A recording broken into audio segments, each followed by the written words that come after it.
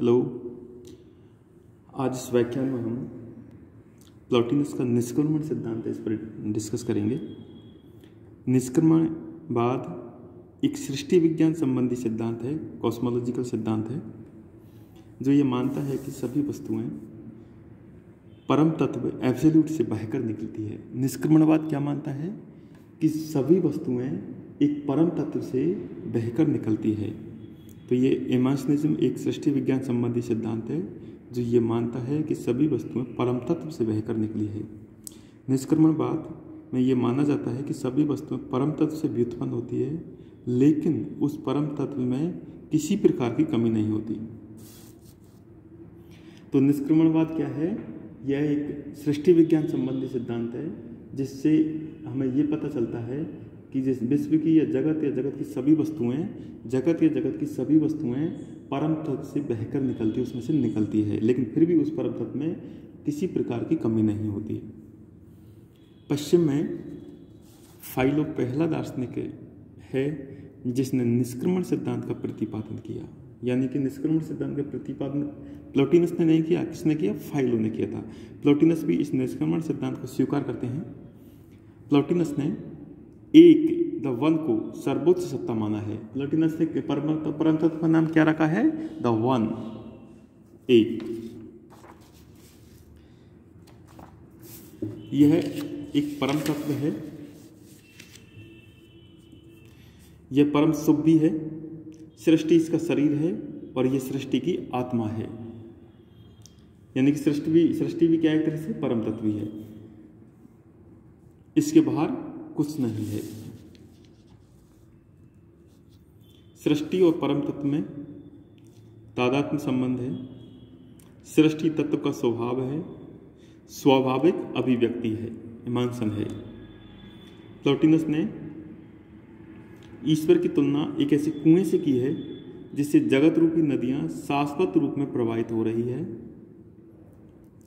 यानी कि ईश्वर क्या एक ऐसे कुएं के रूप में जिससे से नदियां निकल रही है, जगत रूपी सृष्टि रूपी जो नदियां निकलती है, लेकिन फिर भी उस कुएं में किसी प्रकार की कोई न्यूनता या कमी नहीं होती। प्लॉटिनस का दर्शन गत्यात्मक सर्वेश्वरवाद, डायनामिक पैंथीज्म का उदाहरण है। गत्यात्मक सर्वेश्वरवाद ऐसा है कि उसमें से जो सृष्टि है जो एक तरह से बहती हुई निकलती है, यानी इसको एक कुएं है, इस परम तत्व को कुआं माना जाता है जिसमें से सृष्टि रूपी नदियां निकलती रहती है, लेकिन फिर भी उस परम तत्व में किसी प्रकार का कोई कमी या न्यूनता नहीं आती। प्लॉटिनस के अनुसार सृष्टि की उत्पत्ति ईश्वर की परिपूर्णता के उत्प्रभाव के कारण होती है। कैसे होती है? ईश्वर की परिपूर्णता के उत्प्रभाव के कारण होती है। सृष्टि ईश्वर का निष्क्रमण है, इमांसन है। प्लॉटिनस सृष्टि को ईश्वर का निष्क्रमण मानते हुए सत्ता की अभिव्यक्ति में अवस्था भेद को स्वीकार करता है, किंतु सत्ता की अभिव्यक्ति में अवस्था भेद ईश्वर में लेश मात्र भी नहीं है। वस्तुतः सृष्टि ईश्वर से भिन्न नहीं है। ईश्वर एक ऐसा प्रकाश पुंज है जिससे सभी वस्तुएं अभिव्यक्त हो रही है। सृष्टि और ईश्वर में तादात्म्य संबंध है। हम यह कह सकते हैं कि सृष्टि ईश्वर का स्वभाव है। यानी कि अब सवाल यह है कि कोई पूछता है कि ईश्वर यदि पूर्ण है तो वह सृष्टि क्यों करता है? तो हम कह सकते हैं कि सृष्टि करना ईश्वर का क्या स्वभाव है। एक तरह से ईश्वर उस प्याले के समान है जिसका जल निरंतर बह निकलता है, लेकिन इस उपमा से यह नहीं समझना चाहिए कि सृष्टि तत्व से अलग हो जाती है या ईश्वर से भिन्न भी उसकी सत्ता हो सकती है। सृष्टि ईश्वर से परे नहीं है, सृष्टि ही ईश्वर है। सृष्टि एक तरह से ईश्वर का शरीर है और ईश्वर उस सृष्टि की आत्मा है।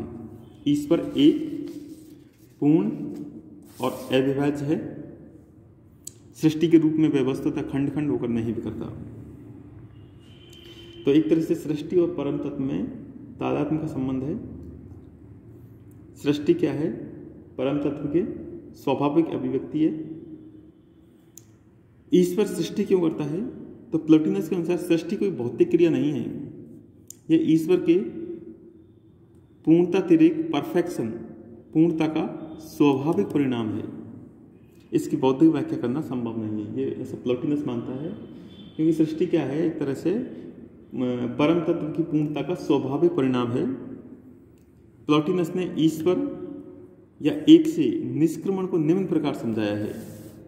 सबसे पहले द वन यानी परम तत्व को उन्होंने द वन द अलोन के नाम से नाम दिया है।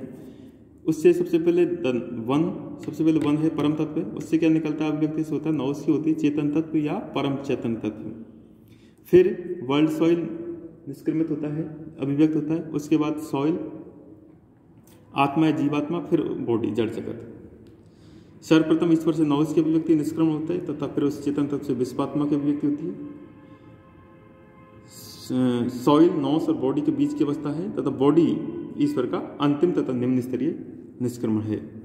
तो इस निष्क्रमण सिद्धांत में एक तरह से यह माना जाता है कि जो सृष्टि है वो परम तत्व से एक तरह से निष्क्रमित होती है, निष्क्रमण है परम ईश्वर, सृष्टि ईश्वर का यानी परम तत्व का। लेकिन फिर भी परम तत्व में किसी भी प्रकार की कोई कमी नहीं होती। परम तत्व कैसा है, एक कुएं के समान है जिसमें से सृष्टि रूपी नदियां बहती है, बहकर निकलती है, लेकिन फिर भी उस परम तत्व में कोई कमी नहीं होती, कोई न्यूनता नहीं होती। और ये जो उपमा दी है कुएं की, इससे ये प्रूफ या उससे ये सिद्ध नहीं होता कि सृष्टि बहकर बाहर निकल जाती है। जैसे जिस तरह से कोई नदी है कुएं से बहकर बाहर निकल जाती है, उसका कुएं से कोई लिंक नहीं होता। लेकिन परम तत्व से जो सृष्टि रूपी जो सृष्टि उत्पन्न होती है वो एक तरह से परम तत्व से बिल्कुल अलग नहीं होती। परम तत्व का एक तरह से सृष्टि ही परम तत्व है और परम तत्व ही सृष्टि है, उसमें से बहकर निकलती है, लेकिन फिर भी उसमें कोई न्यूनता नहीं आती। और सृष्टि कोई अभिव्यक्त होकर कोई अलग दूसरी जगह स्थापित नहीं होती, वो परम तत्व से दूर नहीं होती। परम तत्व एक तरह से परम तत्व उस सृष्टि में अंतर्यामी है। तो इस तरह से परम तत्व से जो निष्क्रमण होता है सबसे पहले नौस का होता है, फिर वर्ल्ड सॉइल, फिर सॉइल और फिर बॉडी। सबसे पहले इसका, फिर वर्ल्ड सॉइल, फिर सॉइल और फिर बॉडी। इस तरह से प्लॉटिनस ने परम तत्व से सृष्टि की व्याख्या की है। तो आज के इस लेक्चर में इतना, थैंक यू।